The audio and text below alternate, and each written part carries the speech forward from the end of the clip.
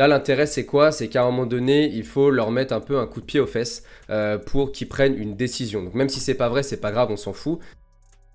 Comment relancer un recruteur intelligemment après un entretien? C'est ce qu'on va voir dans cette vidéo et tu vas voir qu'il y a deux cas de figure, le cas où le recruteur t'a donné un délai de retour et le cas où il ne t'en a pas donné, et on va décortiquer les deux et je vais même te donner un exemple concret que tu vas pouvoir copier-coller. Voilà, rien que ça. Si tu me découvres avec cette vidéo, moi c'est Nicolas Dezeuvre et depuis décembre 2019, mon objectif c'est d'aider les candidats à trouver leur job le plus vite possible partout en France, alternant ces stages aussi avec une technique qui casse complètement les codes. Par exemple, plus de lettres de motivation, plus de réponses aux offres en ligne. Donc si apprendre de nouvelles manières de faire t'intéresse, abonne-toi parce que là tu vas être servi. En parlant de ça, j'organise une masterclass exceptionnelle dans les jours à venir, c'est le premier lien dans la description, c'est un cours d'1h30 où je vais t'apprendre tout ce que moi j'ai mis 10 ans à comprendre en l'espace de 90 minutes. Les candidats qui appliquent les conseils de cette masterclass trouvent en moyenne un contrat en 5 semaines derrière. Donc mets pause sur la vidéo, inscris-toi et on continue. C'est important de relancer parce que la plupart des candidats ne le font pas, c'est gage de motivation. Le recruteur a certainement prévu de te faire un retour mais peut-être un peu plus tard et le fait que tu le relances, bah justement il va voir que tu es toujours dans le game et ça lui montre tout simplement que tu es au-dessus des autres en termes de détermination. Donc une fois que tu as mis la chose en place, ça te prend 10 secondes à faire et ça peut te faire marquer énormément de points et s'il doute entre deux candidats après l'entretien, ça peut clairement faire la différence. Maintenant que ça c'est dit, il faut que tu saches si le recruteur t'a donné un délai de retour précis ou pas.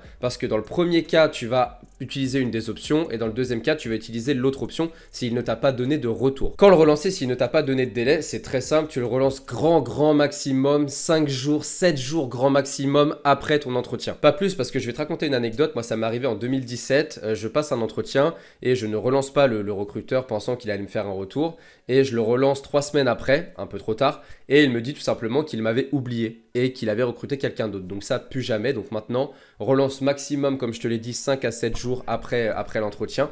Et on va voir quoi mettre dedans juste après, donc reste bien. Et s'il t'a donné un délai de retour, tu attends la date qu'il t'a donnée et tu relances le jour même, dans l'après-midi idéalement, pour être sûr que il va t'oublier et que son retour n'est pas prévu en même temps que ta relance à toi, quoi. Mais dans tous les cas, tes relances doivent être très rapides, maximum une semaine. Et si tu décides de faire une deuxième relance après la première, il faut que tu relances avec un intervalle encore plus réduit, par exemple 2 ou 3 jours grand max, et essaie de varier les canaux, LinkedIn, téléphone, email. Maintenant que ça c'est dit, on va construire une relance ensemble de A à Z et on la fait maintenant. Ok, donc je vais rédiger partie par partie et je vais t'expliquer pourquoi c'est important de les rédiger comme ça.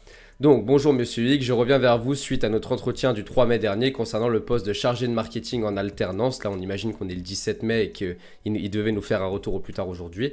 Donc là, on resitue le contexte. Ça, c'est hyper important de resituer le contexte par rapport au poste, par rapport au type de contrat, par rapport à la date de l'entretien, etc. etc.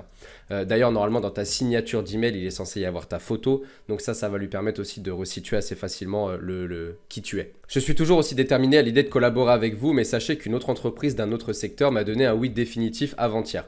Là, l'intérêt, c'est quoi? C'est qu'à un moment donné, il faut leur mettre un peu un coup de pied aux fesses pour qu'ils prennent une décision. Donc même si c'est pas vrai, c'est pas grave, on s'en fout. Ils te demanderont pas de toute façon qui est l'entreprise, mais simplement dire, les gars, vous n'êtes pas tout seul. Moi aussi, je suis désiré. Moi aussi, j'ai eu un oui d'une autre entreprise, mais j'ai besoin du coup d'une réponse. Ça leur met un coup de pression. Et si tu as réussi à te vendre comme il faut et si tu as suivi les conseils de cette chaîne YouTube notamment, ou qu'en tout cas tu fais partie de nos candidats d'élite, normalement tu as su te faire désirer suffisamment pour qu'ils aient envie de te recruter toi. Ok?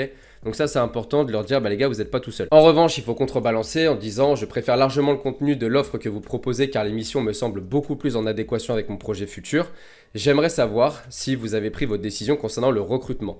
Donc là en gros l'idée c'est de dire les gars j'ai une autre opportunité mais en réalité elle m'intéresse pas tant que ça mais j'ai quelque chose donc bougez-vous mais vous êtes quand même les favoris pour justement montrer que t'es toujours dans le game avec eux et que même si tu as déjà eu un retour, tu veux vraiment travailler avec eux. C'est important de faire cette contrebalance là, sinon ils vont te dire vas-y va avec eux et puis on s'en fout tu vois.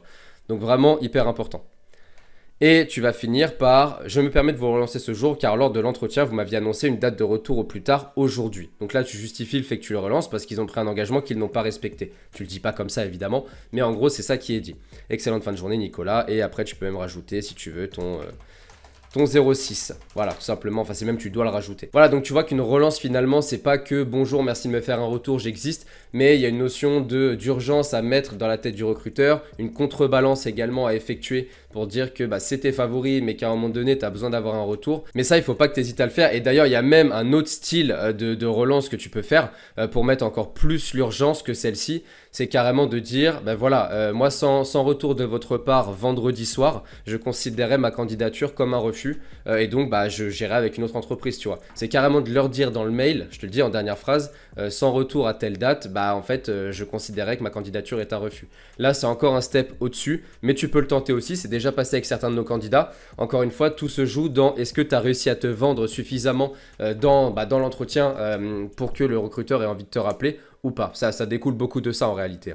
Mais voilà ce que tu peux faire. La conclusion, c'est qu'il ne faut pas que tu hésites à être, j'allais dire agressif, c'est pas forcément agressif, mais à être un peu provoquant et à dire qu'à un moment donné, bah ouais, il n'y a pas que toi qui est en posture de soumission, il faut aussi que eux prennent une décision et que vous avanciez ensemble. Voilà, c'est déjà tout pour cette vidéo, j'espère que tu as kiffé, n'hésite pas à liker, commenter, faire tout le nécessaire pour aider cette vidéo à être plus visible, créer du contenu, c'est extrêmement chronophage, toi ça te coûte rien de lâcher un like, un petit commentaire, fais-le s'il te plaît, pense aussi à rejoindre la masterclass dans les jours à venir, tu vas en apprendre plus en 1h30 qu'en 10 ans de recherche sur internet, donc fais-le, tu vas gagner énormément de temps.